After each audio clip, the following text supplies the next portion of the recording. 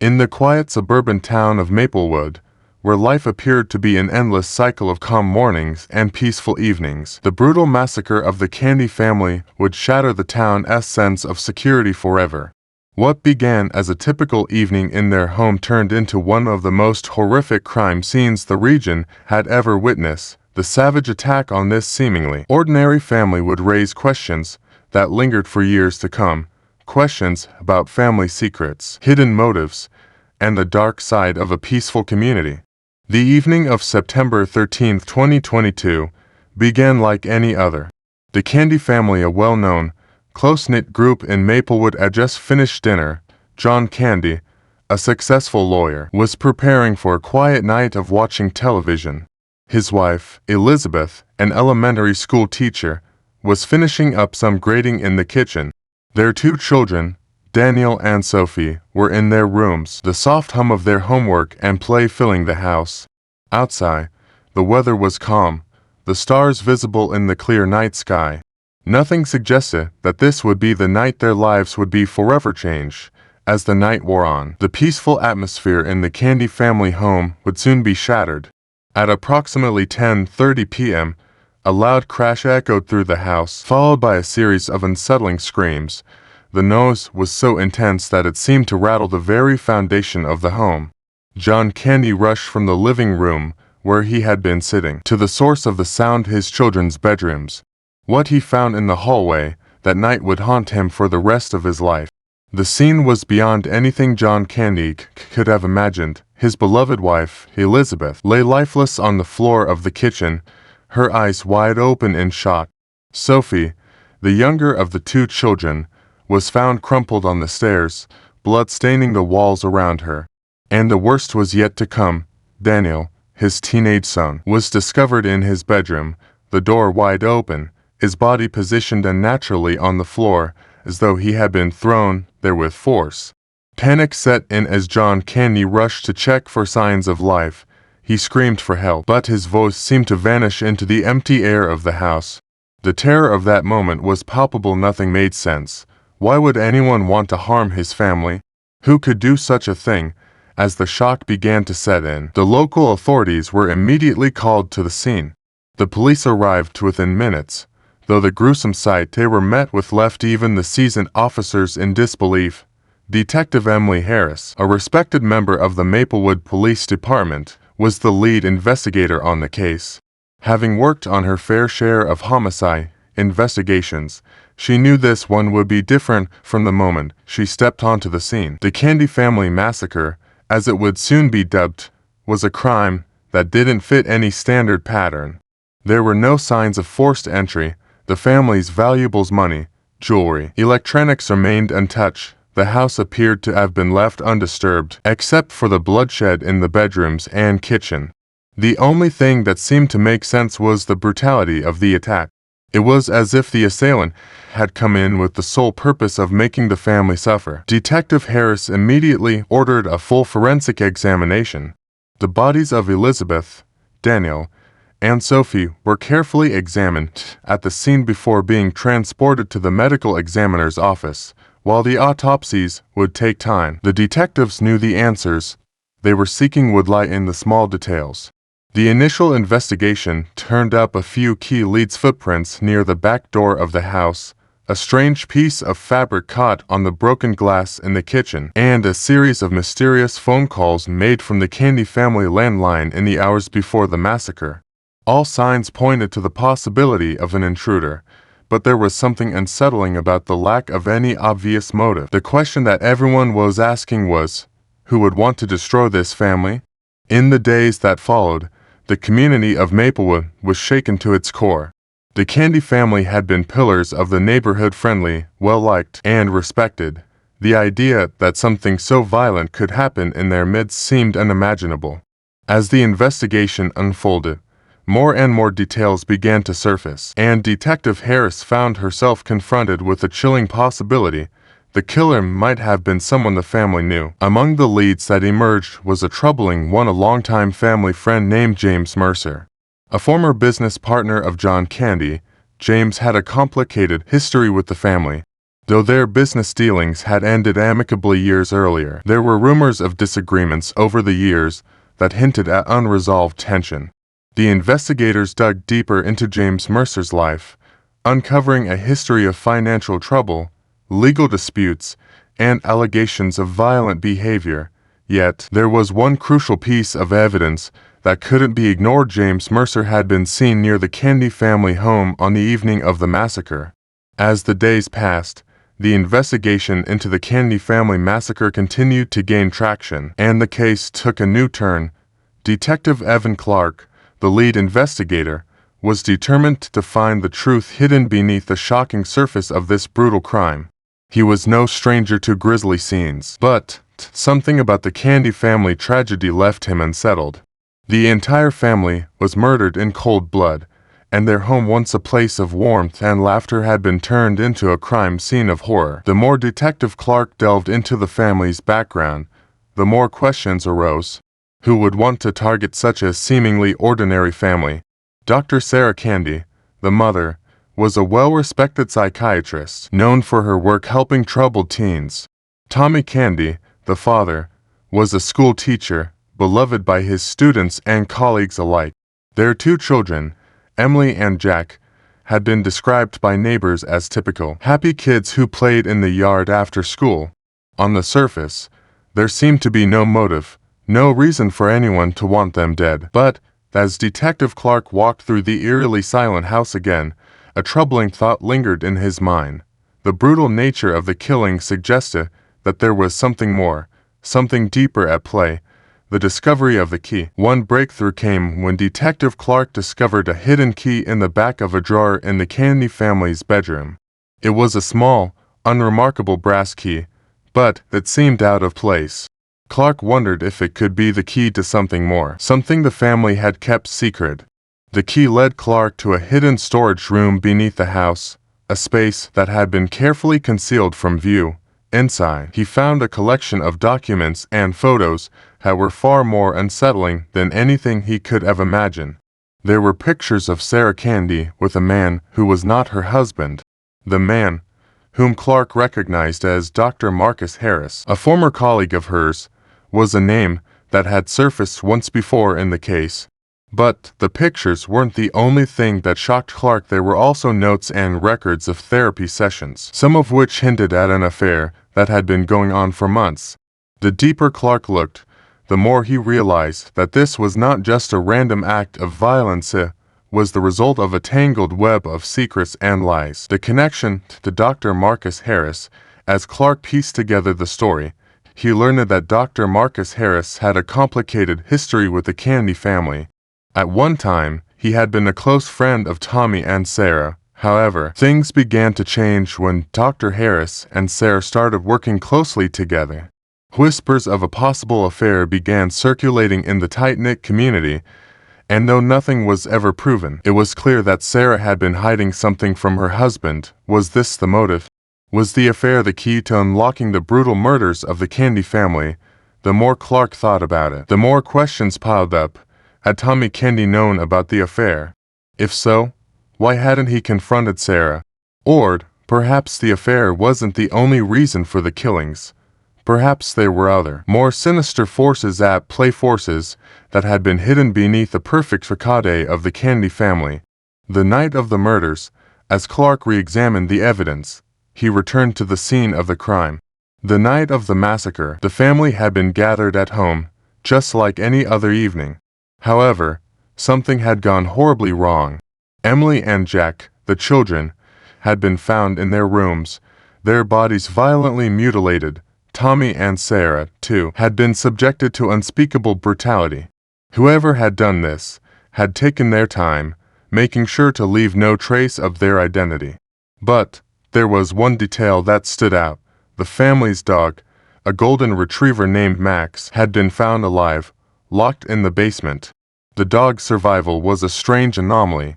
It was as if the killer had deliberately spared Max, perhaps to send a message. But what message was it? Clark couldn't shake the feeling that this act was calculated, purposeful. With new questions flooding his mind, Clark sought out Dr. Harris for an interview. The man seemed nervous, almost a calm. But when confronted with the pictures of his affair with Sarah, his composure cracked. "I loved her," Dr. Harris admitted, his voice tinged with regret. "I loved Sarah more than I should have. But I never wanted anyone to get hurt. I didn't even know she was dead until I saw it on the news."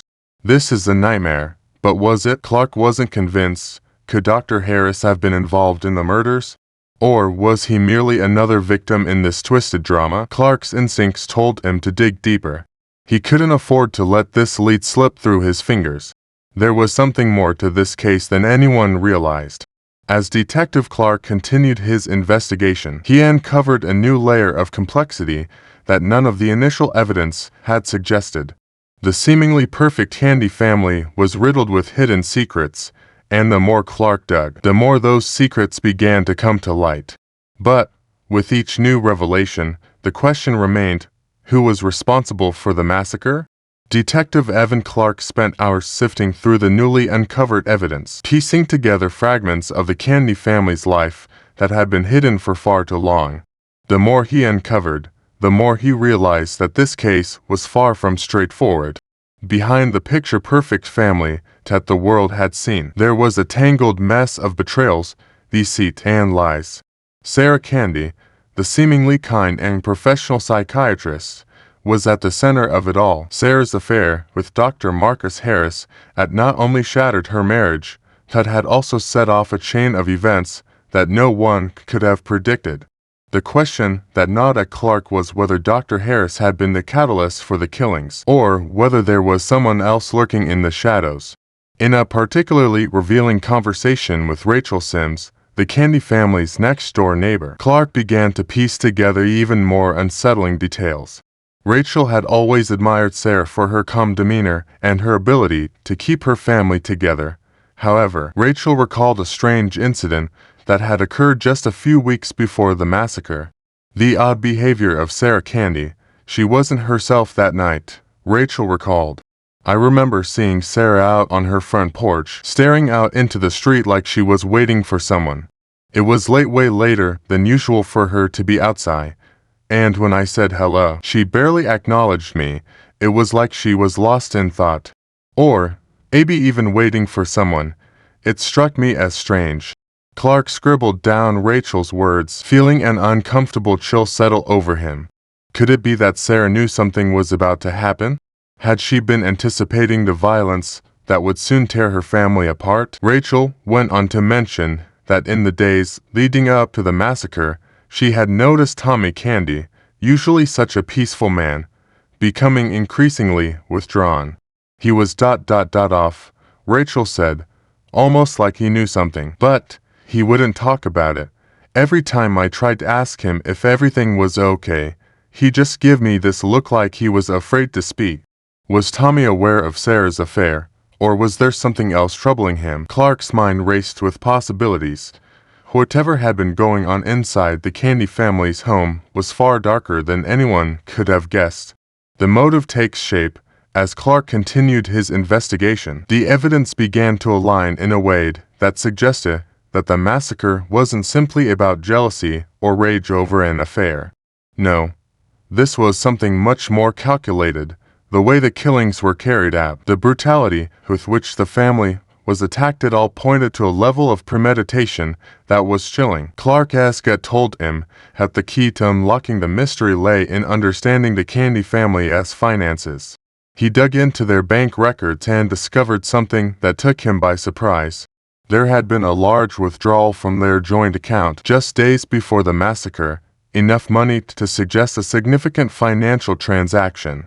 But the strange part was that the withdrawal was made by Sarah Candy, not Tommy. This opened up an entirely new avenue for the investigation. Could Sarah have been involved in something illegal? Had the massacre been connected to a larger criminal network? The more Clark thought about it, the more he felt that there were still layers to this case that had yet to be uncovered. The dark secret. The breakthrough came when Clark finally managed to track down Julie Davidson, a former patient of Sarah's who had been receiving therapy from her for over a year. Julie's testimony was both eye-opening and disturbing. "Dr. Candy helped me through some dark times," Julie began, her voice trembling slightly. She was always professional, kind, understanding. But there was something about her. Something off. She would get these intense, almost manic expressions when we talked about family. I remember once she told me about how her husband Tommy had been growing distant from her. She said he was becoming too clingy, too needy. She didn't know how to deal with him anymore. Clark leaned forward, sensing a deeper story.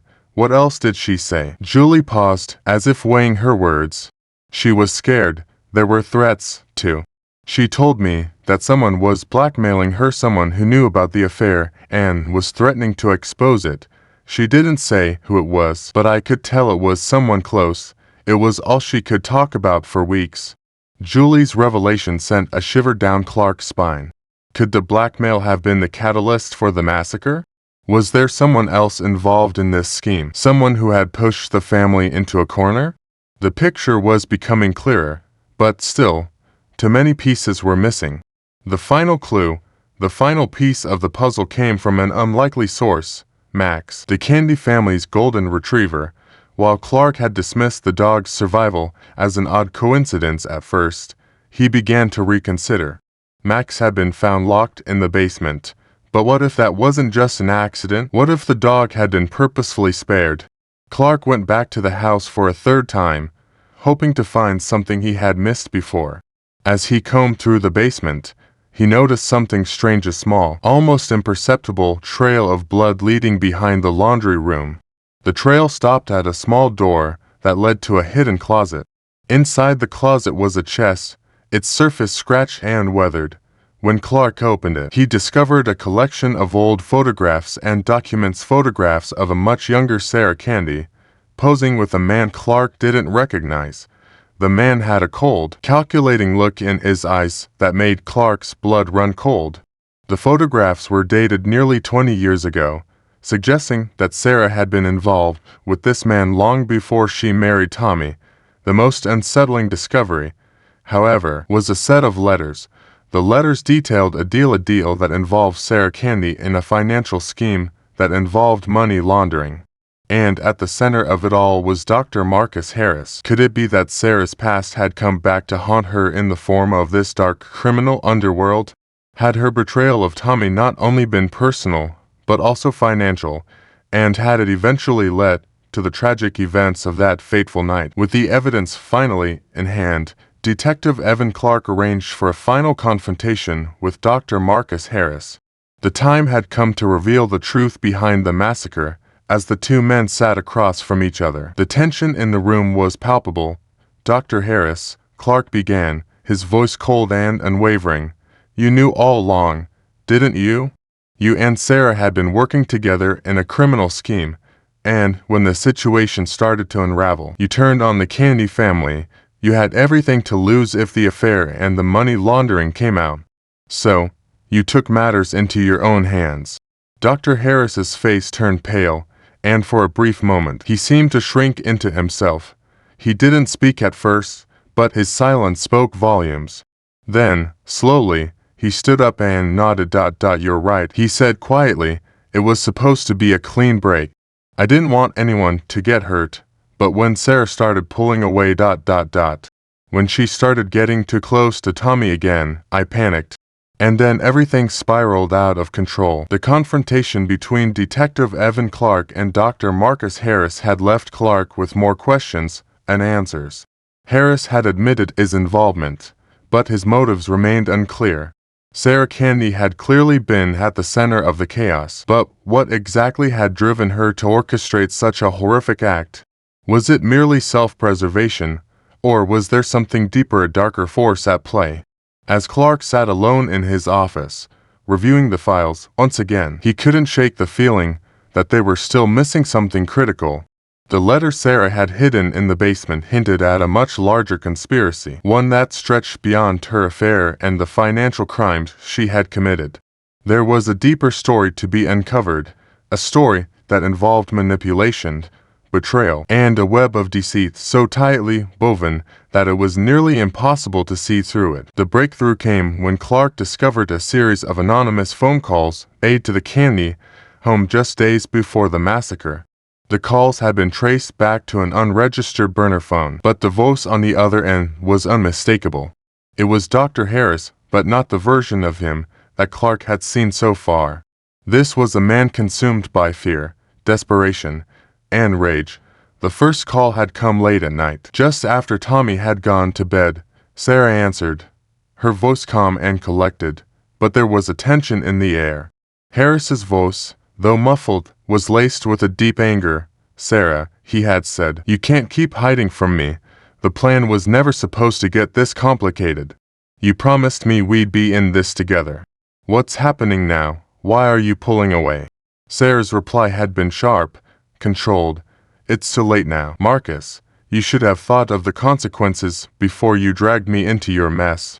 I never signed up for this." The call had ended abruptly, but not before Clark had noticed something that seemed off. Sarah's reaction was not one of guilt or fear, but of coldness, almost as if she were dismissing a once important part of her life. The second call came 2 nights before the massacre, and it was more desperate than the first. Harris's voice was shaking with a sense of urgency. "I can't do this anymore. Sarah, you've made your choice, but you've made a dangerous enemy. If you don't come back to me, I swear I'll ruin you. I'll expose everything." The dangerous game. The phone calls between Sarah and Dr. Harris painted a grim picture. It was clear that Sarah had been trying to distance herself from the dangerous web she had become entangled in. But Harris's threats seemed to indicate that he wouldn't allow her to escape. The more Clark thought about it, the more he realized that the massacre might have been Harris's final move, his attempt to take control of a situation that had spiraled beyond his reach. But as Clark delved deeper into Harris's background, he uncovered something that startled him. Dr. Harris had a history of violent tendencies. As a well-respected psychiatrist, his charm and professional demeanor had masked a dark and troubled past. Years ago, during his residency, there had been an incident where he had been involved in a violent confrontation with a fellow doctor. Though the details had been covered up, it was clear that Harris had a history of lashing out when things didn't go according to plan. This revelation was enough to make Clark question the true extent of Harris's involvement in the massacre. Was he the mastermind, or had he simply been a pawn in a much larger scheme? The discovery of a hidden agenda. The turning point in Clark's investigation came when he discovered a hidden journal belonging to Sarah Candy. It was buried beneath stacks of old therapy notes in her office. The journal was dated a few weeks before the massacre, and as Clark flipped through its pages, he found a shocking revelation. Sarah had been planning to escape her life with Tommy, but it wasn't just about escaping an unhappy marriage, it was about taking control of her own fate. In her journal, Sarah wrote, "I've tried to tell Tommy that I'm not happy, that I need space, but he won't listen. He's too emotionally dependent on me. I feel trapped. But Marcus is the key to my freedom. He knows about everything about Tommy's business dealings, about the money laundering. He can help me escape. I can't keep living this lie." As Clark read further, it became clear that Sarah had been calculating her every move. She had grown resentful of Tommy's increasingly clingy behavior, and in her mind, her affair with Dr. Harris was not just an escape, it was a means of control. But control over what? Exactly. Was it just her marriage? Or was she working with Harris to take down her entire family? The shocking revelation. With the journal in hand, Clark began to piece together the final pieces of the puzzle. It turned out that the Candy family's financial troubles went deeper than anyone had realized. Tommy had been involved in a high-stakes gambling operation, one that had put their entire family's savings at risk. It was possible that he had gotten involved with the wrong people, criminals who had been blackmailing him to cover his debts. Sarah, ever the strategist, had seen this as an opportunity to manipulate Tommy's vulnerability for her own gain. But when the pressure from the blackmailers increased, it became clear that Sarah had no choice but to take drastic action. She had to remove Tommy from the equation, but she also had to protect herself from the fallout. As Clark pieced together the sequence of events, he realized that the massacre wasn't a spontaneous act of violence. It was a meticulously planned execution, one that had been carried out with cold precision. Sarah had orchestrated the deaths of her entire family, but it wasn't just about freeing herself from Tommy. It was about securing her own future and possibly even her own escape from a life she had come to despise. The final confrontation between Clark and Sarah came in a secluded cabin deep in the woods, far from the prying eyes of the public. After months of surveillance, Clark had tracked Sarah to a remote location where she had been hiding since the massacre. The cabin, nestled in the middle of dense forests, was eerily quiet. It was as though Sarah had been waiting for this moment all along. When Clark entered the cabin, Sarah was sitting by the fire, her back turned to him. She didn't flinch when she heard his footsteps on the creaky wooden floor. Instead, she turned slowly, a small, almost imperceptible smile on her face. "You've come to finish this, haven't you?" she asked, her voice cold and distant. Clark stood at the door, his gun drawn but aimed at the floor. "You don't have to do this, Sarah," he said, his voice firm but tinged with regret. "It didn't have to end like this." Sarah looked up at him, her eyes full of defiance. "It already has, detective. There's no going back now. I made my choice, and now it's too late to fix the mess I've made." The truth finally comes to light. As the truth finally came to light, the world was left to grapple with the devastating consequences of Sarah's actions. The once promising future of the Candy family had been shattered, and the lives of innocent people had been torn apart. But for Detective Clark, the case was far from over. The deeper he dug, the more he realized that the Candy Family Massacre was not just the tragic end of a family, but the beginning of a much larger story, one that would continue to haunt him for years to come. And as he left the cabin, the cold wind biting at his skin, Clark couldn't help but wonder, was there someone else, someone he had overlooked, who had been pulling the strings from the shadows? After Sarah's arrest, Clark felt as though he had uncovered the full scope of the tragedy. But as he delved deeper into the personal lives of the Candy family, he realized something was missing, something that didn't add up. There had been no mention of Liam Candy, Tommy's estranged brother. The entire investigation had been so focused on Sarah and Dr. Harris that they had overlooked a critical piece of the puzzle. Liam, once a successful businessman, had vanished without a trace years ago. No one had heard from him since he mysteriously disappeared from the Candy family's life, leaving behind a trail of unanswered questions. Now, it seemed, Liam's absence might be more than just a personal matter. It could be the missing link that tied everything together. The search for Liam. Clark's instincts told him that Liam's disappearance was far from accidental. He began by tracing the last known connections to Liam, who had been heavily involved in the family's business before his sudden withdrawal. According to financial records, Liam Candy had made several large, unexplained withdrawals from the family's joint account before vanishing. These withdrawals seemed too large to be a simple act of financial freedom. They raised suspicions of a hidden agenda, perhaps even a motive for Liam's disappearance. Determined to find answers, Clark reached out, told associates of the Candy family, including a former business partner of Tommy's, Richard Hayes. Hayes, a well-built man in his late 40s, had been one of the few who maintained contact with Liam after his departure. Over the years, Hayes had been a frequent visitor to the Candy home, often meeting with Tommy about investments and the state of the family's business ventures. Clark knew that if anyone could shed light on Liam's last known whereabouts, it was Richard Hayes. The encounter with Richard Hayes. Clark arranged a meeting with Richard Hayes in a dimly lit bar downtown. The air was thick with cigarette smoke and the murmur of conversation from the few patrons scattered around the room. Hayes, looking much older than his age, sat in a corner booth, nursing a glass of whiskey. He had the air of a man who had seen too much, a man who had witnessed the slow crumbling of a once illustrious family. As Clark slid into the booth across from him, Hayes looked him over, his sharp eyes calculating. "Detective Clark, I assume you've come to ask about Liam."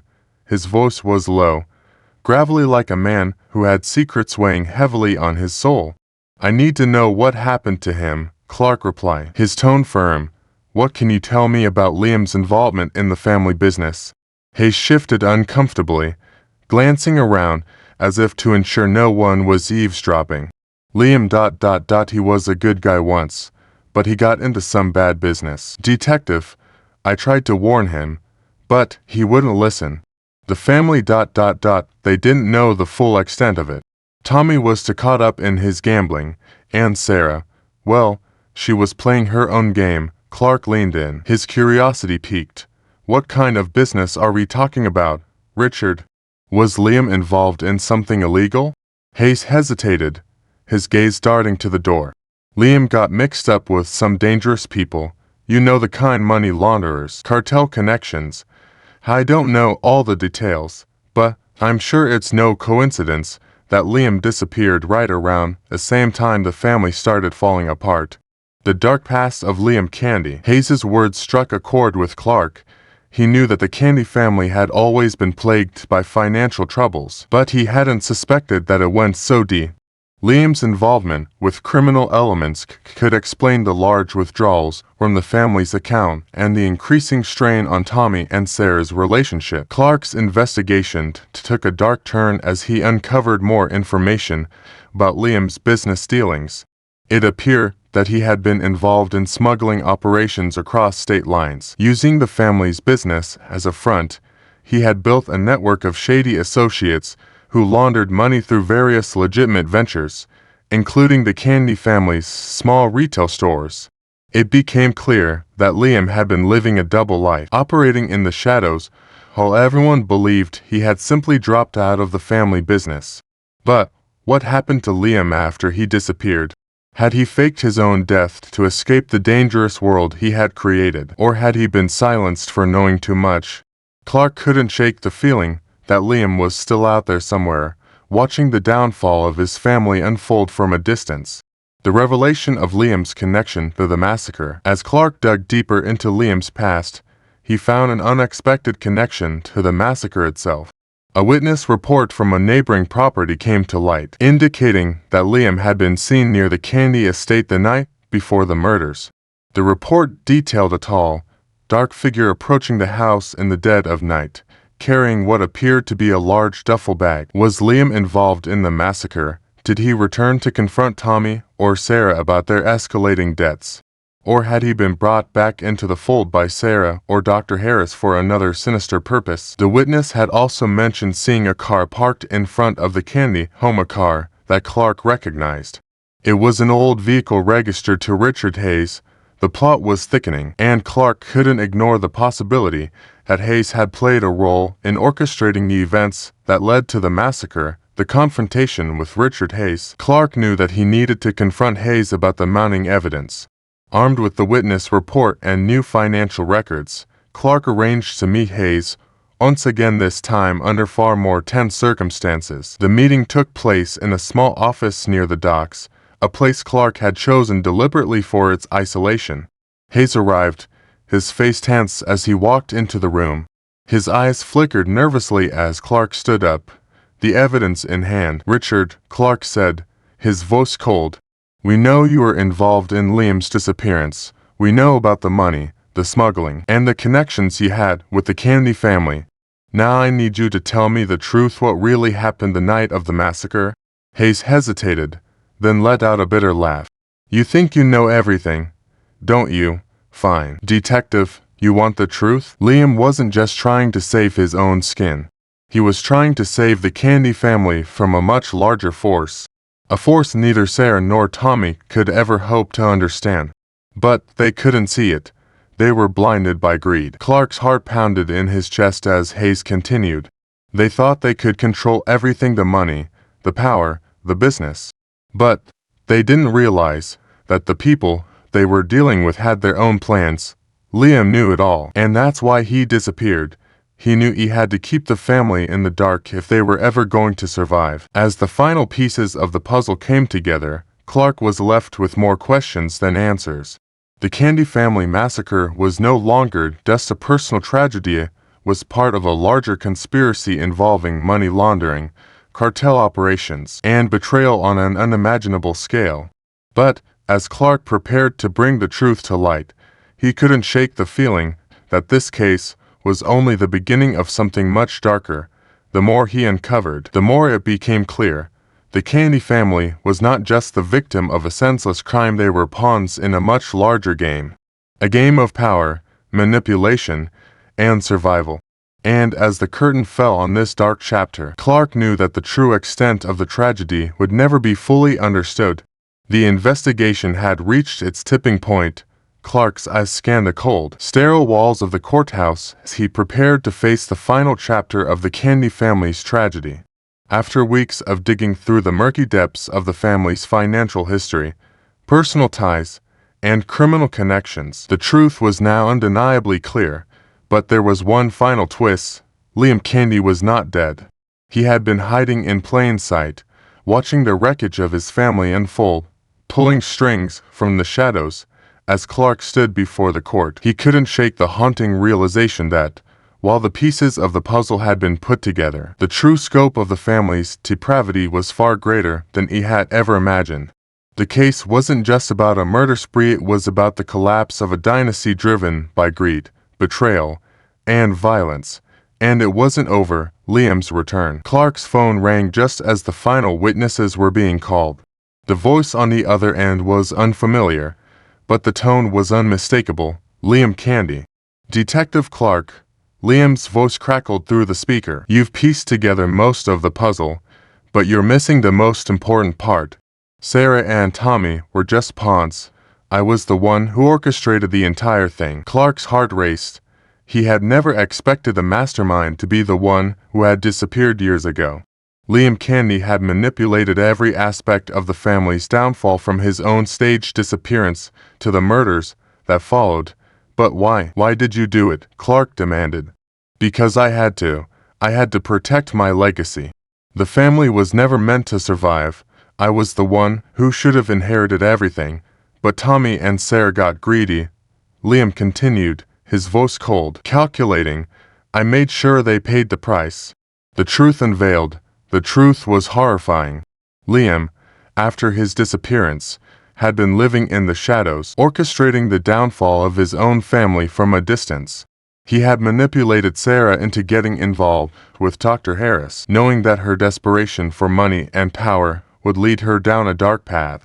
He had played on Tommy's gambling addiction, making sure the debts kept mounting until the family's financial ruin was inevitable. Sarah's involvement with the cartel, Dr. Harris's schemes, it had all been part of Liam's grand plan.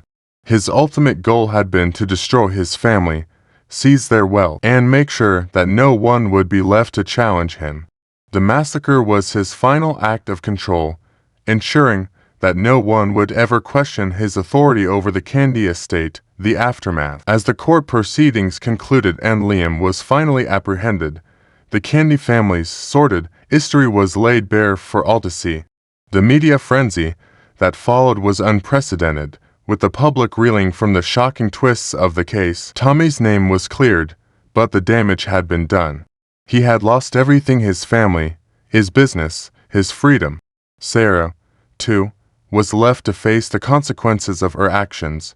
The twisted web of betrayal, greed, and murder that had ensnared the Candy family would forever leave a stain on their legacy. Clark, now a man who had uncovered the darkest secrets of a once illustrious family, walked away from the case with a heavy heart. He had solved the mystery, but at what cost? The Candy family's story was a testament to the destructive power of ambition and deceit, a lesson in how the pursuit of wealth and power could tear even the closest of families apart. Though the case was officially closed, Clark couldn't help but feel that there were still unanswered questions. As he sat in his office, looking out at the city skyline, the phone rang once again. This time, it was a tip, a lead about a hidden fortune tied to the Candy family's illicit dealings. A new chapter was about to begin, one that would lead Clark down even darker paths than he could have imagined.